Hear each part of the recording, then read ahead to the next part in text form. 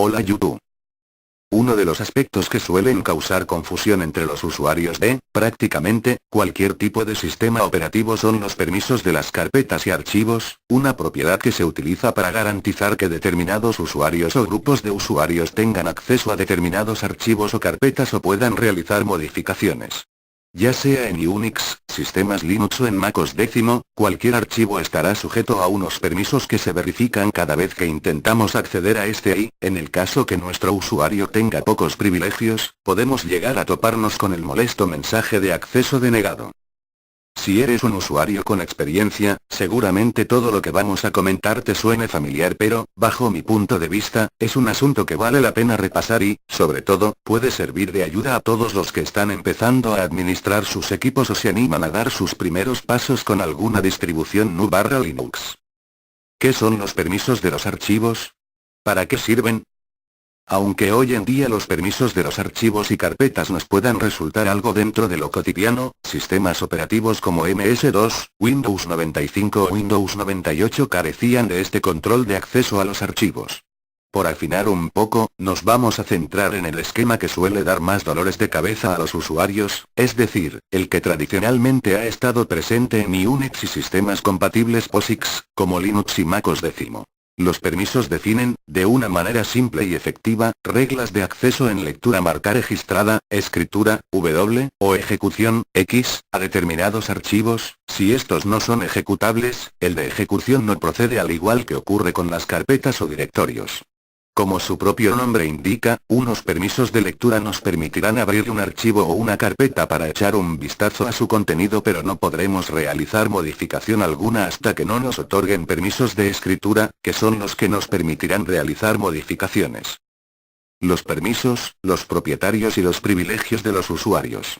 Salvo que un usuario sea administrador de un sistema, y por tanto podrá manejar a su antojo cualquier archivo o carpeta, todos los usuarios están sujetos a las reglas de permisos a la hora de trabajar en su equipo o en un servidor, por ejemplo en el hosting de nuestro blog. De hecho, el esquema de permisos distingue entre tres tipos de alcance desde el punto de vista del usuario. Propietario del archivo. Grupo al que pertenece. Resto de usuarios del sistema. Como bien podemos imaginar, el propietario del archivo, o de la carpeta, es el usuario que creó dicho archivo y, por tanto, suele tener permisos de acceso y modificación al mismo. Los grupos de usuarios podemos entenderlos como una agrupación de permisos y privilegios, por tanto, definen el alcance que pueden agrupaciones de usuarios tener dentro de un sistema, administradores, usuarios con ciertos privilegios, etc., y sirven para acotar las opciones que pueden estos sin necesidad de tener que realizar configuraciones de manera individual. Por consiguiente, combinando los tres tipos de permisos, lectura, escritura y ejecución, con las tres perspectivas de usuario, propietario, grupo y resto de usuarios, algo que suele conocerse como UGO, User, Group, Others, todos los archivos y carpetas de sistemas y Unix, distribuciones GNU/Linux y equipos con Mac OS X están sujetos a un estricto sistema de control de acceso con el que garantizar la integridad y el acceso únicamente a personal autorizado. Ilustrándolo con un ejemplo, imaginemos que tenemos un archivo de texto creado por el usuario A, perteneciente al grupo de usuarios A, que tiene el siguiente esquema de permisos. Propietario. Lectura y escritura. Grupo. Lectura. Otros usuarios. Ninguno.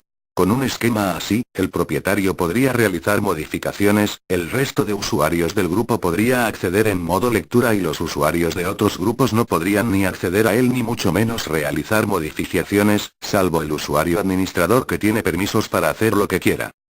Permisos y seguridad. ¿Y qué tienen que ver los permisos y la seguridad?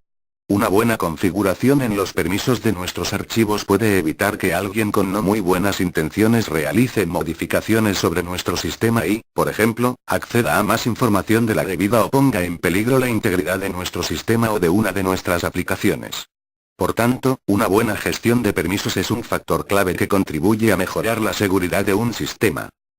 ¿Y ahora qué? Tras conocer un poco el fundamento teórico de los permisos en archivos y carpetas, el siguiente paso que daremos será el de adentrarnos en la notación y simbología que normalmente se utiliza, y que podremos ver en muchos sistemas operativos, para después pasar a un enfoque práctico y analizar algunos detalles a tener en cuenta, por ejemplo, para mejorar la seguridad de nuestro servidor web.